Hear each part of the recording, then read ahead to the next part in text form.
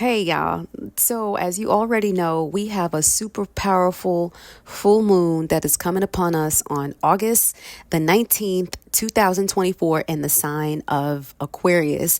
And at this particular time, along with the full moon, the energy in the skies are bringing forth chaos, tension, struggle, just thickness, and not necessarily bad, change and transformation and sudden shocking events, all of those things.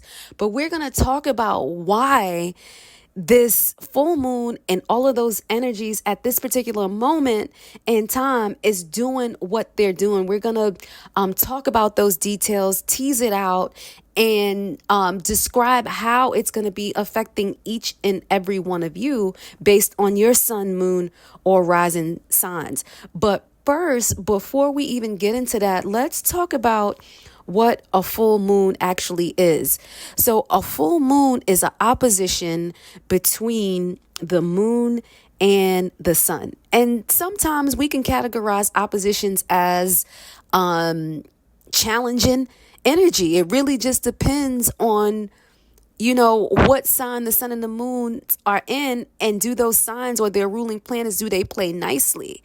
Right? So you have the sun and the moon sitting across from each other, giving us our full moon. And in full moon energies bring forth with it a burst of energy. A surge of energy that energizes us to move and to do things, to make action, where we didn't before. So if you had a desire to change something, if you had an idea, if you wanted to do something, and you have a full moon hitting it with its burst of energy, you're going to move on that thing. But full moon's energy is so unrefined, is so unprocessed. It's kind of chaotic in itself, because it's just new and it's just a burst of thing. Although it has an energy of bringing things to fruition. It has an energy of bringing things to light, but it's still untamed because we haven't had a chance to sit with that energy and direct it in the way that we want it to do, and to bring about what we want it to bring about, because it hits us so suddenly. Now, what's special about this full moon and all of its glory, bringing its energy with it, it's going to be very close to us. And so this is why it's a super moon. A super full moon happens when the moon is close to us. So we feel its energy a bit more potently, right? Because it's closer to us. So we have that going on. Not only do we have that going on, we have some other challenging conversations in the skies, or challenging conversations between the planets that are happening in the skies. And I call it conversations because it's easier to kind of convey exactly what's happening. And so if you think about it, think about yourself when you're having a conversation with your best friend, or you're having a conversation with somebody that you get along with. The energy is easy. You're passing ideas, you're laughing, you're keying, and everything is all good because the energy between you and that person, or between you and those people, if it's a group of friends, it's all good. But imagine the person that you don't get along with at work because they always got a snide remark. They always are too critical. They always are very nosy. They always are, you name it. They're doing something that just rubs you the wrong way, or you're doing something that rubs them the wrong way, and the energy between you is just not good. Or every time you get in a room with somebody, you have it's argument, it's frustration, it's, you know what I mean? It's just not easy. And so I like for you to think about it that way, because this is actually what's happening in the sky. It's not the easy conversations that's happening. It's the ones that are hard. It's the one that brings intensity. It's the ones that bring the challenges and the struggles and the conflict. That is what's actually happening. And that is, those conversations are being energized by the energy that the moon is bringing.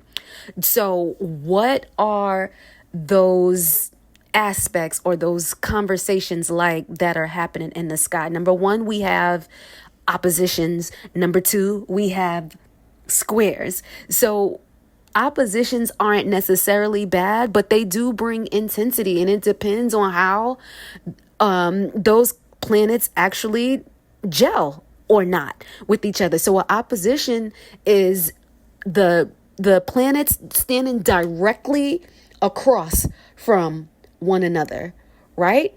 So like the sun and the moon is directly across from each other. The moon is going to be in Aquarius and the sun is going to be in Leo. That's 180-degree opposition. So we have other oppositions that's coming along. And so oppositions, all of these conversations in the sky, they beg certain questions. And so oppositions, you want to know, the first thing you want to ask yourself when you figure out, is this going to be an opposition, is, okay, what is the level of intensity going to be? Is this aspect bringing balance? Is it bringing challenge?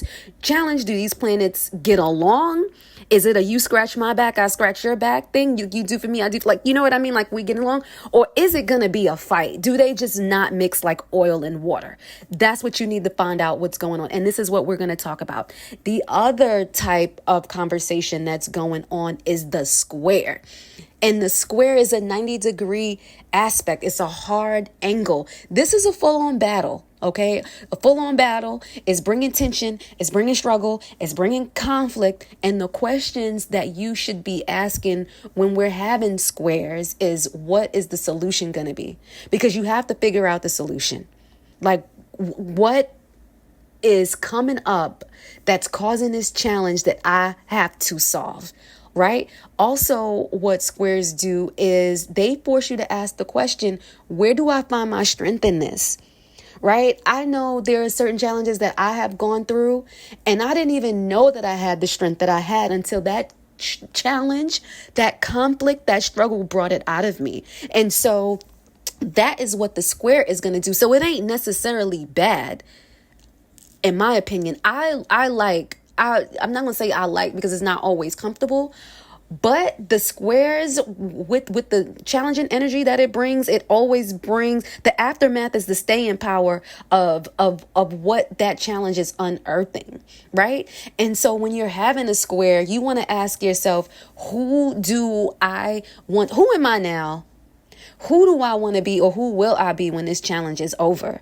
Right? And that's all about how you're going to solve that conflict, right? So what is the challenge trying to teach you is what you need to be asking, right? How can I dig deep and find my strength? Okay. And so, yes, people are talking about, oh, you need to go hide under a rock. You need to be scared, and you need to do. No, you don't need to do that. You need to be brave, right? And so people, yes, they're going to be not acting like themselves. You might not be acting like yourself, but if you're informed, you need to check that. Like, you're here and you're having this conversation with me right now. If you feel yourself being irrational, you need to check that shit. You need to calm it down, right? So what I'm saying is, understand that the energy is going to bring about irrational behavior in people. It's going to bring shocking things out. Things are going to shock you. Right? The energy might want to take something away from you, but no, if it takes something away from you, that thing that is taken away from you, it don't serve you, and it's going to replace it with something that will, either immediately or eventually. Okay. But it's your job to figure out what the energy is trying to move you toward. How are you going to do that? By asking yourself those questions that we just asked a few moments ago, right? And so to become a better you got to figure out what these challenges are actually trying to bring you, right? It's the challenges, it's the struggles that teach you your strength. It shows you the depths of who you are. It rips layers into you. And no, it might not always be comfortable. comfortable, but you know what? You do become better. And right, without having those, you will never know who you can be. You never know what you can accomplish. So welcome the challenges. Welcome this energy. Know what's going on so that you can use it to get to where you have to go. And understand that whatever experience it brings you, your whole being is going to know why you will or you won't do something, why you will be with somebody, why you won't, why you will do that job, why you won't, why you will put that business in play, why you won't, why you will have that relationship, while you won't. And guess what? Every single last fiber of you, because of the experience that the challenge is bringing you, is going to know why you will or you won't. And I always tell my son, when you have an experience that moves you in such a way, your toenails, why you know why you going to do something and why you won't. So welcome this. Don't hide. Be brave. Right? There will be heightened emotions, but keep your composure. And you know what? The composed is always in control. The composed always win. Just be prepared. And this is why you're here, because I'm preparing you, right? So if it's raining, you want to have your raincoat, your rain boots, and your umbrella. If you're going to be stepping into battle, you want to have your spear. You want to have your sword. You want to have your shield. And you want to have your plan. You want to have a strategy, right? Because you can't win without a strategy. All right. So what are some of those challenging aspects that are happening? We're going to be having on August the 18th. So I'm going a couple days. The new moon is actually going to be on the 19th. So we got to get into what the energy is doing on the days leading up to the full moon, because like I said, the energy from the full moon is energizing all of this stuff. And you can feel the energy from this particular full moon at least a week or two before and a week or two after. So on August the 18th, Mercury is moving into Leo, and it's going to square Uranus in Taurus. And Uranus is all about, it can be all about chaos. It jostles you. It's all about shocking. It's about rebellion. It's about all of those things that's unconventional. It's about the freedom. It's about the split. It's about breaking things apart. Okay. And Mercury is squaring that.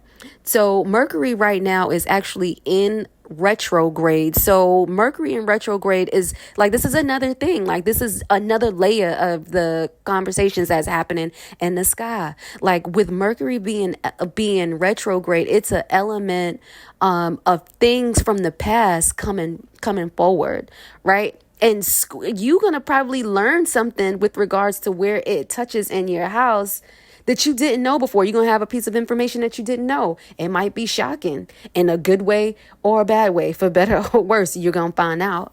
Okay. Then, the same day that it actually squares Uranus, Mercury is going to join the sun. And sometimes we say that when a planet joins the sun, its power can be turned down because it's being burned by the sun. We call that being combust. But in this case, it's far enough away from the sun where it's going to be getting good shimmers from the sun. It's going to be getting highlights. We call this a cazimi. This is auspicious. This is luck and opportunity. And so that information that you actually might get might be the information that you need to make the move that you need to make, the one piece that was missing from the puzzle, the one thing that was hidden from you. So you might learn something that's like, yeah, okay, I got this. All right. So you can make a move to becoming a better you, right? By having that information. Now, on the 19th, the next day, we have Venus in Virgo, and it's squaring Jupiter. Now, that may not be so bad because Venus and Jupiter are what we call benefics. They give gifts. They bring us good things, right? And so Venus rules our money. Venus rules our love. Jupiter just gives blessing on blessing, and it expands everything that it touches. But in this square between the two, it might be like, okay, it's showing you where you overdid something, because Jupiter expands something. So in love, Where are you allowing things to fly that probably shouldn't fly? Where are you sweeping things under a rug? Like, how long have you actually done that? Or how long has your partner allowed you to get away with some stuff? Right now, you just might not be able to get away with it. Okay. Where have you overspent? If we're talking about money, right? Where have you overdone your beauty treatments? Like, you need to slow down on the Botox. Quit with them lip injections right now. I'm joking, but I'm saying, like, Venus rules beauty. And so Jupiter squaring Venus is showing you, like, you OD'd, you overdid it. Chill out. Okay. And in the same day, Venus is going to oppose Saturn. And so that's not necessarily good, because Saturn is we call Saturn the taskmaster, but I like Saturn is like that teacher that has the ruler that sticks their finger out. No, you need to get back in line. You can't do this. Saturn is the parent that enforces the rules. And so if you got out of hand with your Venus, with Jupiter squaring it, then Saturn is going to come into play and have you put boundaries back in place, like fix things. Like now you're going to have to pay the piper with regards to wherever you OD'd, you overdid some things. And it's a fast moving aspect, so it's not going to stick around for too long. But if you fucked up, then Saturn is going to get you back in line, and you're going to fix whatever you messed up with regards to that Venus Jupiter conversation. Okay. And so that's what I wanted to say about that. Now, child, the biggie, we're going to have, like, we have a T square. We have a T square. So I want you to think, we talked about the opposition between the sun and the moon. The sun is in Leo, the moon is in Aquarius. And then, like, imagine if you drew a line from the middle of them, and out at the end of that midline of that line that you drew from the middle of each, like, you have Uranus, and Uranus is what we call T squaring, like you draw in a T, right? So Uranus is what we're saying is T squaring the moon. It's T squaring the sun. Ooh, child. Now, we talked about Uranus being what it embodies. Like, it represents, Uranus wants to give you freedom, for better or worse. It wants to free you from, if it's not serving you, Uranus is going real quick. Uranus represents lightning, shocking, action, disruption, sudden, wake up, shake up. It's the wake up, shake up. Okay. And so with Uranus squaring, it's trying to bring you something, or break you away from something, so it can bring you to something. Shockingly, surprisingly, abruptly, and quick. Okay? Abrupt is the same thing as quick, but you get what I'm saying. And it brings chaos with it. You know what I mean? Or it can bring chaos. I mean, it might bring you something that have to make you move quick, but it's something that you actually wanted, right? So before this actually happens, let me back up a little bit. So you have Uranus is in Taurus. The moon and sun are in Aquarius and Leo. We talked about that, right? Lord. We have another big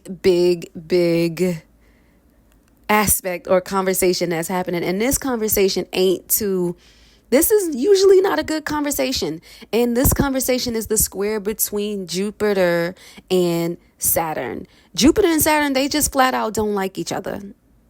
I mean, not for real. Because maybe they like each other. Maybe they do, but this ain't real. This is not a good conversation. And so Jupiter is in Gemini. And Jupiter is in an air sign. And in Gemini, it tends to be all over the freaking place. Yes, Jupiter expands everything that it touches. It want to give gifts. It wants to do all of those things. But Gemini is an air sign. And so it's all over the goddamn place. It's everywhere. There's no structure to it. It's like, and it can be blown out of proportion. Okay. So then you have Jupiter squaring Saturn. And Saturn is like, oh, hell to the no. Like, that Jupiter kite is not going to fly. Okay? No. We need order. We need order in the court. We need boundaries. Are we following the rules? Like, you giving all of these gifts, you allowing all of this kite to fly. Like, what is this affecting? Right? Is this causing chaos? Have you even checked to see how given this thing is going to affect everything else? No, you haven't. And so we're going to put structure to this. That's what Saturn is doing. But before this square even happens, and it's happening on the same day as the full moon, Lord have mercy. It's being energized by the full moon. So it's even bigger than what it would ordinarily be without this energy giving it that boost. Let's back up a couple days, though. Now, on August the 14th, we had Mars going into Gemini. Now, Mars is like, Mars sets it off. Wherever Mars goes, like it's going into Gemini and it's conjuncting Jupiter. Mars is triggering Jupiter. So Jupiter is already expanding. It's already doing what it's doing. Imagine it being triggered by Mars. It's really going crazy. Mars is energizing Jupiter to go ham. Okay? To go ham. It's like, yes, do you. And it's like, you get a car, you get a car, you get a car. It's giving. We can't have all these cars on the road because they're going to crash. No, I'm just kidding. But Mars is energizing Jupiter. And then Mars and Saturn don't get along. So just think Mars is like the go, go, go. I don't think, I'm just going to go. I'm going to get shit done. I don't care what havoc I wreak in the process of getting done what I need to get done and getting what I want. And Saturn is and it's young energies. Like, you know what I mean? Like, I'm ready to go. And Saturn is the old, like, gray beard. No. You cannot. You need to calm down.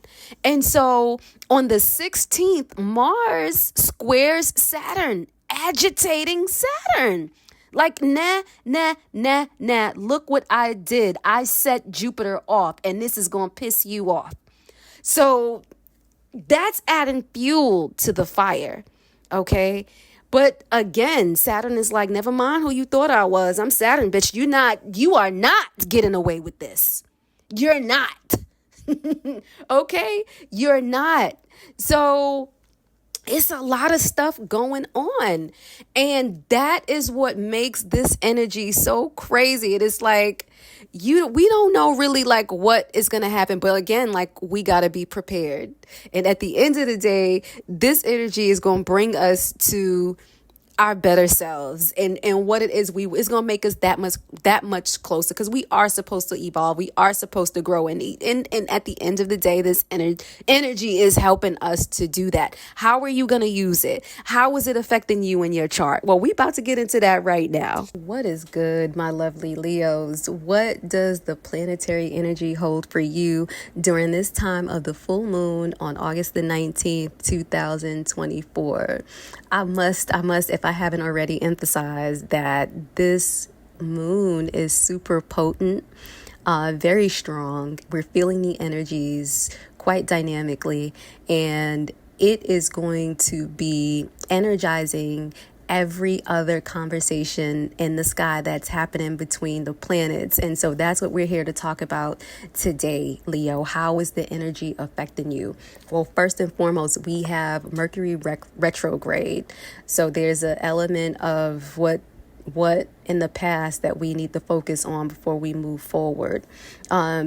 Mercury is retrograde in your sign, and it went retrograde in your sign on August the 4th, right? So what is it personally that you, because this is you, Mercury is retrograde in your sign.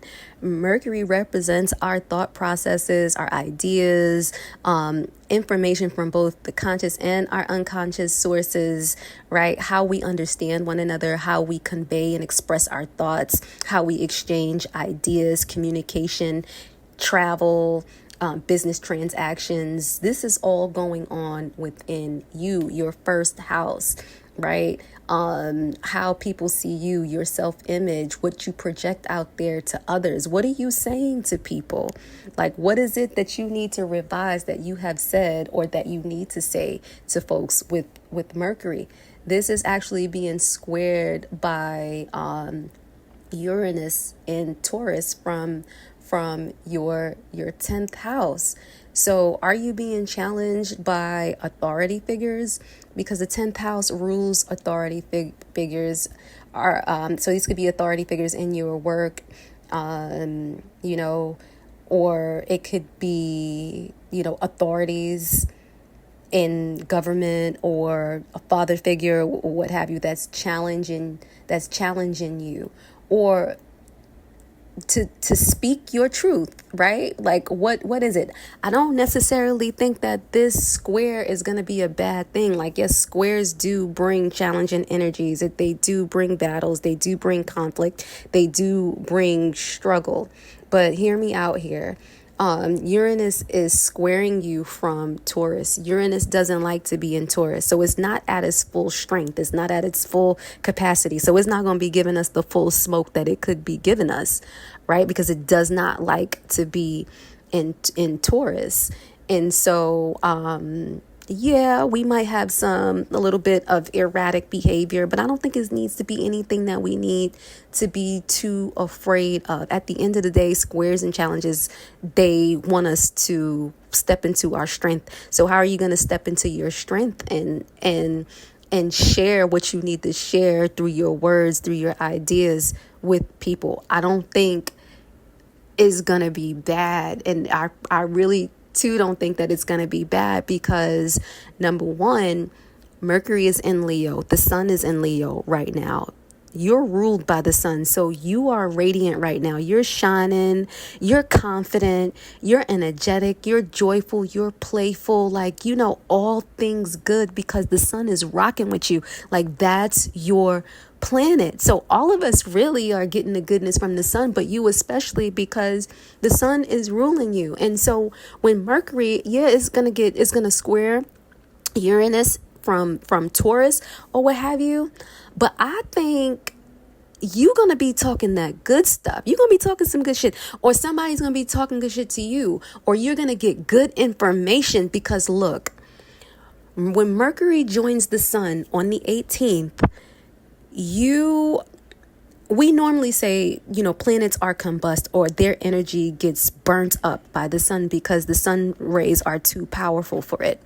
But we're having what we call a cazimi, which is a powerful, blessed, auspicious aspect. That means that we're going to get all of the goodness from Mercury, all of Mercury's great qualities. So yes, why it's retrograde, you're going to be getting information or maybe having sudden downloads of information or pieces to a puzzle that you did not have suddenly before, which helps you to make a good impression because it's in your first house. Like what you're going to be saying is going to be good. It's going to land well on people because of that cazimi, that auspicious aspect that we're having in the first house with Mercury. So yeah, it's being squared by Saturn, but I don't think that it's going to be all good because the Leo, the sun is strong in Leo. So that's the winner to me.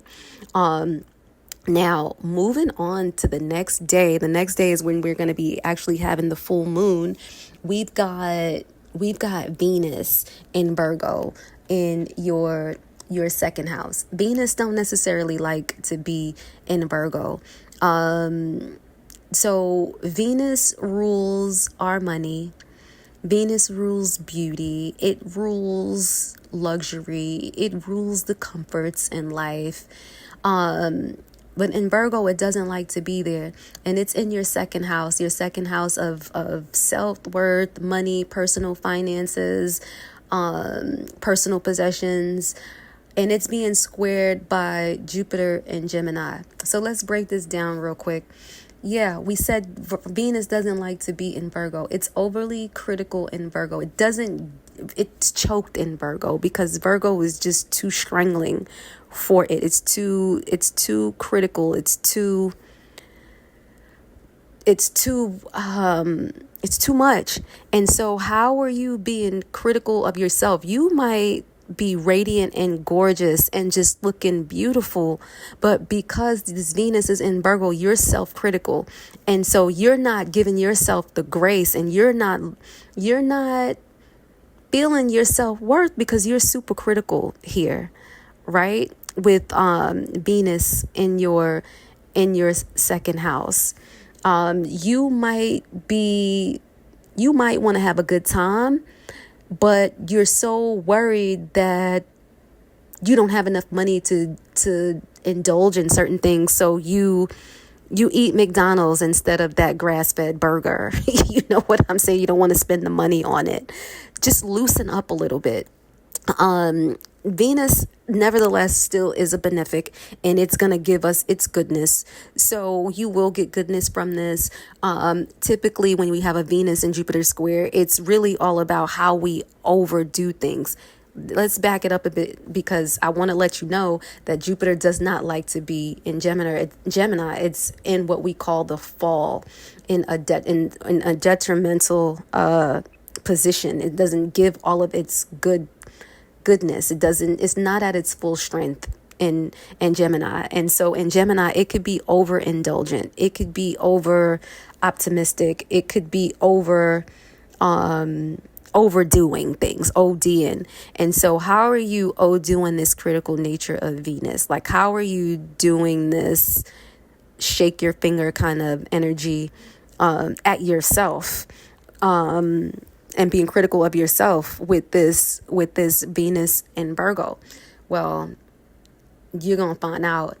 And so it's actually not going to last for too long. It's being squared by Saturn and Pisces. And not squared, I keep saying squared, it's opposed by Saturn and Pisces. And that's in your 8th house. So this 2nd and 8th house axis is about how you give and how you share resources and things like that. Saturn is going to show you where you need to put boundaries in place. So if Virgo is there, are you in your 2nd house? Are you not giving enough to your partners and people around you? Are you being too critical and too withholding to a point where you're not doing your fair share? I don't know. Saturn is probably going to show you where you are. It's going to show you where you need to put your boundaries in place, healthy boundaries. So where you might be too restrictive with your Venus, Saturn wants to restrict too, but it wants to do it the correct way. So it's going to have a corrective type of energy to it. It's quick. It's going to show you what you need to put in place. You'll put it in place and everything will be all good. So there you go there. Moving on in the same day, we now are getting to the full moon and that we're having on the 19th. So what is the full moon? The full moon actually is an opposition. That is when you have, what is an opposition? An opposition is when you have two planets or two heavenly bodies across the sky from each other 180 degrees. And the energies could bring balance or it can kind of bring chaos. It really depends on how those two planets actually get along. I believe that the sun and the moon does get along. They're opposite energies, but we need that for creation, right? Think of the sun and moon as the mother and the father. In this case, we're having a T-square from Uranus. So if you make a line of 180 degrees and you have the sun on one end and you have the moon on in Leo, and then you have the moon on the other end in Aquarius, and then right through the middle you draw a line, let's say to your right, that's a T, that makes it a T, and then you put Uranus there in Taurus. That is what we have, a T square. So Uranus is squaring the sun in Leo, and it's squaring the moon in Aquarius. Let's break that down. The sun is opposite the moon. This is giving us our full moon. So the sun is, like we said, is exalted in Leo. We're getting good energy from the sun. That means that the moon is getting good energy from the sun. What is the moon doing? The moon holds our innermost desires, those things, those ideals that we hold dear, that we probably can't put words to, those things that we just know on the deepest level, right? And if you stick it into a certain house, it's the ideas and the desires of that house on the deepest levels. So the moon is in your seventh house. What are your deepest desires and secrets and aspirations and innermost dreams with regards to that seventh house? The sun is giving it vitality. It's giving it life. It's giving it good energy because the sun likes to be in Leo. So it's invigorating you and giving you a burst of energy to bring forth all of those deepest desires and ideals of that seventh house, right? Yes, that's not bad. It's erratic, it's potent, and we're feeling it. And the reason why it's because it's bursting forward. And if it's bursting forward for the first time, it is untamed, it is raw, it is unprocessed. So it might feel erratic and it might feel all over the place. But once you are able to get a hold of that energy, you'll be able to direct it in the way that you need to direct it. And it's being squared. Right, we're talking about the moon. It's being squared by Uranus and Taurus.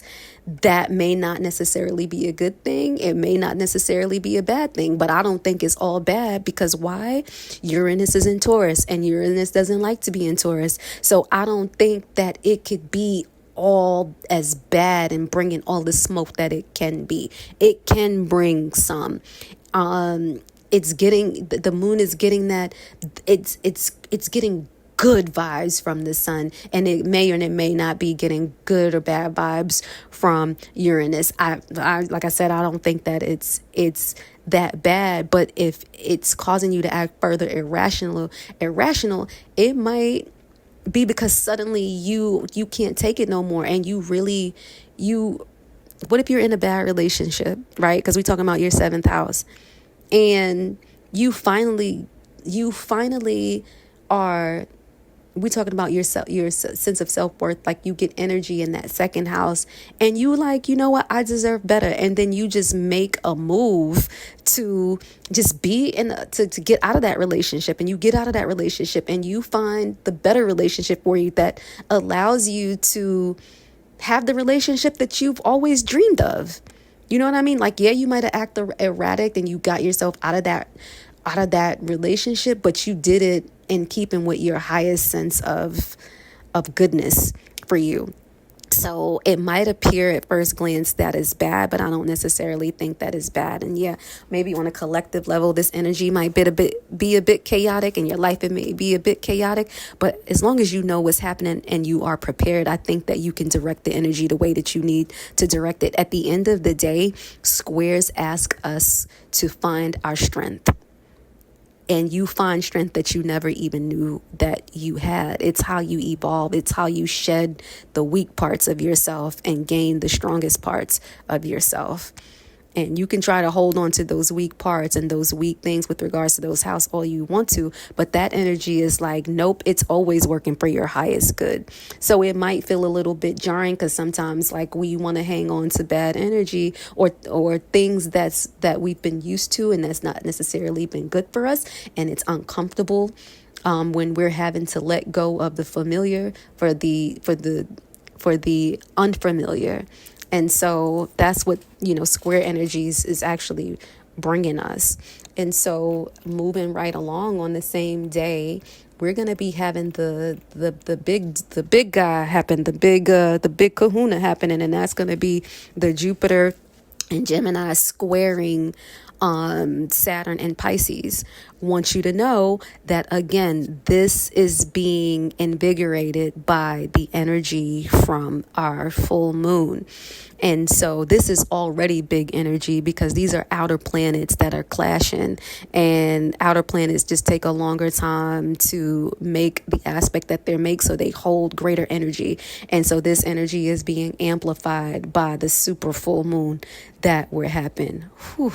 And so this Jupiter and Gemini energy actually has been it's been unfolding since 2020, when they joined, or when there was a conjunction of the two, in December, I guess, of 2020. And so when two planets come together, a seed is planted, an idea, something that's going to be birthed. And then once they come into a configuration, which we call the opposition, like the sun and the moon is opposing each other, then that's when the seed actually bears its fruit. But in the interim, we have squares, and squares is like the halfway point to the opposition, or one of the oppositions that we might have. And so that's, again, like I said, when we bear the fruit. And so when we have the blessing of the square, which people say is challenging, and it's full on battles and it's conflict, yeah, because it's showing us what works with regards to that seed that has not been planted, and what doesn't work.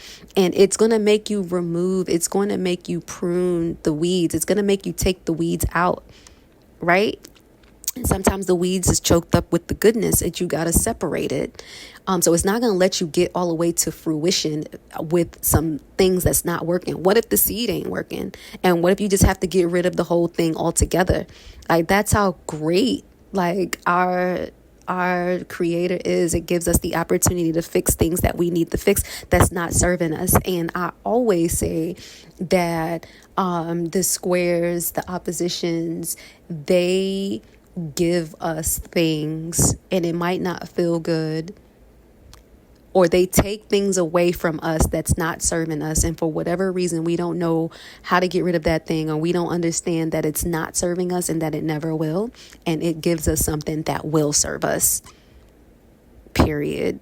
So figure out what is not serving you and what will. And it's asking you to find your strength in the process of doing that, so that you can evolve and become who you need to be to receive properly what the goodness of the fruit from the seed that you actually planted. Because imagine you planting a seed, like, to get what you're getting, you have to become the person that's worthy of receiving that fruit.